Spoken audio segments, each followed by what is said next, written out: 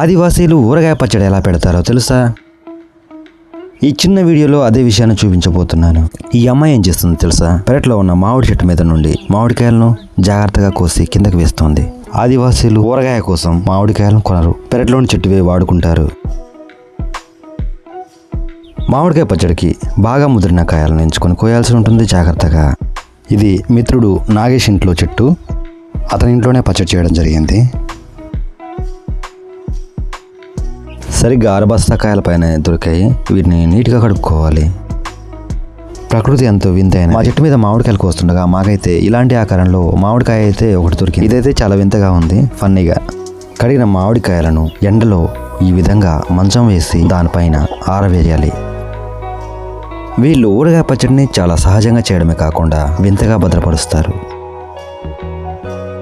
మామిడికాయల మీద ఉన్న జిడ్డు పోయేంత వరకు కడుక్కోవాలి నీట్గా. కడిగే విషయంలో ఎటువంటి సబ్బు, సరుపు లాంటిది ఉపయోగించకూడదు, గుర్తుపెట్టుకోండి. ముందే చెప్పుకున్నట్లు మామిడికాయల మీద తేమ ఆరేంత వరకు ఎండలో ఆరుతూనే ఉండాలి. ప్రాసెస్కు 15 నిమిషాల నుంచి అరగంట పట్టవచ్చు. ఆ తర్వాత మామిడికాయలను 4 బద్దలుగా చేసి మనకు కావాల్సిన సైజులో ముక్కలు కట్ చేసుకోవాలి. వీటిని కూడా కొంతమంది ఎండలో ఆరబెడతారు, కొంతమంది పెట్టరు. కానీ ఇలా కోసిన ముక్కలను కూడా ఎండలో ఆరబెట్టినప్పుడు ముక్కల మీద ఉండే తేమ ఎండిపోతుంది. మరీ ముఖ్యంగా ఇలా కట్ చేసిన ముక్కలపై ఉండే కాగితం లాంటి చిన్న పొరను తీసేయాల్సి ఉంటుంది. సహజంగానే ఆదివాసీలు చాలా తక్కువ దినుసులు వాడతారు ఈ ఊరగాయ పచ్చడిలోకి. ఇవి మెంతులు. వీటిని దంచి పిండి చేసుకోవాలి మెత్తగా. అలాగే ఆవాలు, వాటిని కూడా దంచి పిండిగా చేసుకోవాలి. ఊరగాయ పచ్చడిలోకి ఈ ఆవాలు, మెంతులు అనేవి తప్పకుండా వేసే ఒక సువాసనా ద్రవ్యాలు. మిక్సీలు మా దగ్గర ఉండవు కాబట్టి ఖచ్చితంగా రోల్ని ఉపయోగిస్తాం ఇలాంటి దినుసులు దంచడానికి. కొంచెం కష్టమైన మిక్సీ కంటే రోల్ను వాడి చూడండి. ఈసారి పచ్చడి చాలా టేస్టీగా వస్తుంది. ఇలాంటి పింగాణి జాడీలో పెట్టినప్పుడే పచ్చడి చాలా కాలం మనకు భద్రంగా ఉంటుంది, పాడవకుండా. పచ్చడి పడడానికి ముందు శుభ్రం కడుక్కోవాలి. ఈ విధంగా శుభ్రపరిచిన పింగాణి జాడీని ఎండలో ఆరబెట్టుకోవాల్సి ఉంటుంది ఒక 10 నిమిషాలు, లోపల తేమ లేకుండా.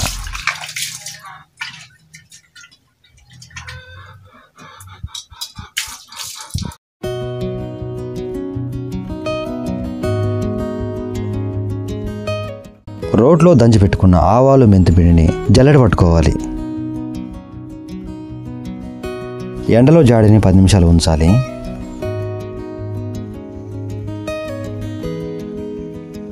ముక్కలను ఓపికగా చాలా జాగ్రత్తగా కట్ చేయాల్సి ఉంటుంది. ఇంకో 6 కాయలు మాత్రమే ఉన్నాయి మిగిలి కోయడానికి. ఈ విధంగా కోసిన ముక్కలను ఎండలో ఆరబోయడం వల్ల పచ్చడి పాడవకుండా చాలా ఎక్కువ కాలం ఉంటుంది. పచ్చడికి పనికిరాని మాగిన మామిడికాయలను ఒక బస్తాలో వేసి గడ్డిలో మాగపెట్టాం. ఒక 3-4 రోజుల్లో ఇవి పళ్ళుగా మారుతాయి. ఇది సహజంగా మక్క పెట్టే పద్ధతి. ఈ పద్ధతిలో పళ్ళు తీయగా ఉంటాయి.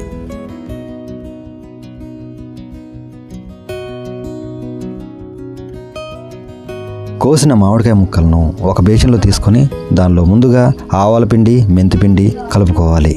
ఊరగాయలోకి పాకెట్ ఉప్పు కన్నా రాళ్ళ ఉప్పును మెత్తగా దంచి వేస్తే ఇంకాస్త రుచి వస్తుంది.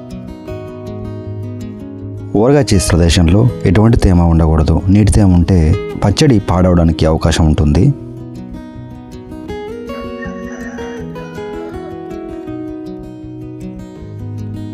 వాస్తవానికి దంచిన కారం వేస్తే ఊరగాయ టేస్టే వేరు. మా దగ్గర ప్రస్తుతానికి పాకెట్ కారం మాత్రమే ఉంది, దాన్ని వేస్తున్నాము. ఇలా అన్ని దినుసులు కలుపుకున్నాక చేతితో కంటే ఒక గంటతో కలుపుకోవడం ఎంతో మేలు. అన్నీ బాగా కలిసేలా కలుపుకోవాలి. వీలైతే నూనె కూడా యాడ్ చేయాలి. మరొకసారి చెప్తున్నాను, ఈ ఊరగాయ కావాల్సింది మా ఆదివాసీలు చాలా తక్కువ దినుసులు వాడతారు. అవేంటో టూకీగా మళ్ళీ చెప్తాను. మామిడికాయ ముక్కలు ఒక సైజులో కోసుకోవాలి. ఆవాలు, మెంతులు పిండిలాగా రోట్లో దంచుకోవాలి. ఉప్పు యాడ్ చేసుకోవాలి. నూనె కలపాలి.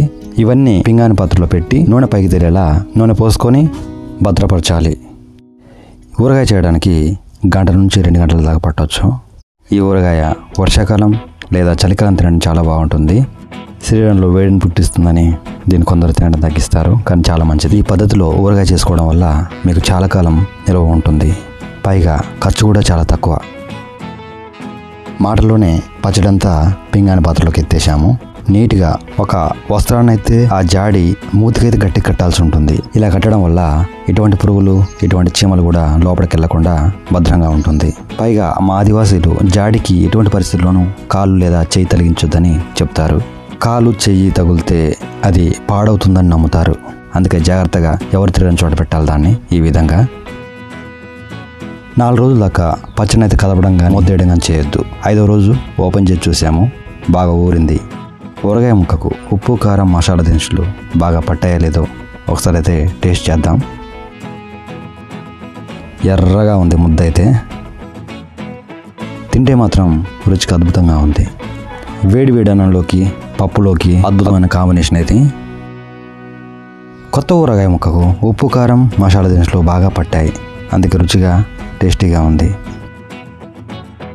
మీరైతే ఈ విధంగా చేసుకుంటే అద్భుతమైన టేస్ట్ ఉంటుంది, చాలా కాలం నిల్వ ఉంటుంది. ఈ విధంగా అయితే ట్రై చేయండి. ఖర్చు తక్కువ, రుచి ఎక్కువ.